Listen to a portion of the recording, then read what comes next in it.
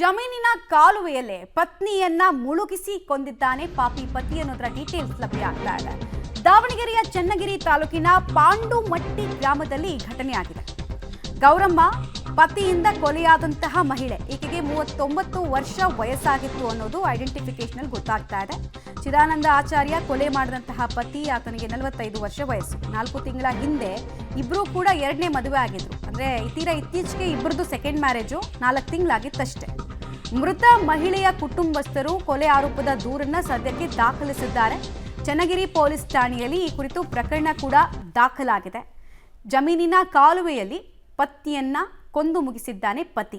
ಇದಕ್ಕೇನು ಕಾರಣ ಅನ್ನೋದ್ರ ಬಗ್ಗೆ ಇನ್ನಷ್ಟೇ ಮಾಹಿತಿ ಸಿಗಬೇಕಾಗಿದೆ. ಇತ್ತೀಚೆಗೆ ಮದುವೆ ಆಗಿದ್ರಂತೆ.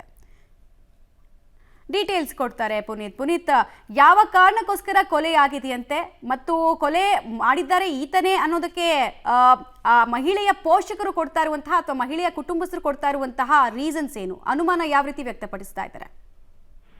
ಮಮತಾ ಏನು ಚನ್ನಗಿರಿ ತಾಲೂಕಿನ ಪಾಂಡುಮಟ್ಟಿ ಗ್ರಾಮದ ಚಿದಾನಂದ ಆಚಾರ್ ಅನ್ನುವಂಥವ್ರು ಅವರ ಪತ್ನಿ ಗೌರಮ್ಮ ಅನ್ನೋರು ಕೊಲೆ ಮಾಡಿರುವಂತಹ ಆರೋಪ ಕೂಡ ಕೇಳಿ ಬರ್ತಾ ಇದೆ. ಇದಕ್ಕೆ ಕಾರಣ ಏನು ಅಂತಂದ್ರೆ ಅಲ್ಲ ಗೌರಮ್ಮನ ಕುಟುಂಬಸ್ಥರು ಆರೋಪ ಏನ್ ಮಾಡ್ತಾ ಇದಾರೆ ಅಂತಂದ್ರೆ ಚಿದಾನಂದ್ಗೆ ಅನೇಕ ಜನ ಯುವತಿಯರ ಜೊತೆ ಒಂದು ಅನೈತಿಕ ಸಂಬಂಧ ಇತ್ತು. ಆ ಹಿನ್ನೆಲೆಯಲ್ಲಿ ಈಕೆ ಅಡ್ಡಿ ಹಾಕ್ತಾಳೆ ಅನ್ನುವಂತ ನಿಟ್ಟಿನಲ್ಲಿ ಈಕೆಯನ್ನು ಬೆಳಿಗ್ಗೆ ಊಟ ತಗೊಂಬ ಅಂತಂದು ಹೇಳಿ ಜಮೀನಿಗೆ ಕರೆದಂತ ಸಂದರ್ಭದಲ್ಲಿ ಆಕೆಯನ್ನು ಅಲ್ಲಿರುವಂತಹ ಕಾಲುವೆ ನೀರಲ್ಲಿ ಮುಳುಗಿಸಿ ಕೊಲೆ ಮಾಡಿದಾನೆ ಅನ್ನುವಂತಹ ಆರೋಪവും ಕೂಡ ಅವರ ಕುಟುಂಬಸ್ಥರು ಕೂಡ ಹೇಳ್ತಾ ಇರುವಂತದ್ದು. ಯಾಕಂತ ಹೇಳಿದ್ರೆ ಮೊದಲನೇ ಪತಿ ಗೌರಮ್ಮಂಗೆ ಡೈವರ್ಸ್ ಆಗಿರುತ್ತೆ. ಡೈವರ್ಸ್ ಆದ ನಂತರದಲ್ಲಿ ಚಿದಾನಂದ್ ಅವ್ರನ್ನ ಮದುವೆ ಆಗಿರ್ತಾರೆ. ಅಂದ್ರೆ 4 ತಿಂಗಳ ಹಿಂದೆ ಮದುವೆ ಆಗಿರುತ್ತೆ. ಮದುವೆ ಆದ ನಂತರದಲ್ಲಿ ಇದೇ ರೀತಿಯಂತಹ ಅನೈತಿಕ ಸಂಬಂಧ ಹೊಂದಿರುವಂತಹ ಚಿದಾನಂದ್ ಅವ್ರ ಜೊತೆ ಸಾಕಷ್ಟು ಒಂದು ಜಗಳ ಕೂಡ ಆಗುತ್ತೆ. ಮತ್ತೆ ಮಹಿಳಾ ಸಾಂತ್ವನ ಕೇಂದ್ರದಲ್ಲೂ ಕೂಡ ರಾಜಿ ಆಗಿರುತ್ತೆ. ಅದು ಇದರಿಂದಾಗಿ ಪದೇ ಪದೇ ಗಲಾಟೆ ಆದಂತ ಸಂದರ್ಭದಲ್ಲಿ ಕುಟುಂಬಸ್ಥರು ಕೂಡ ಬಂದು ಒಂದು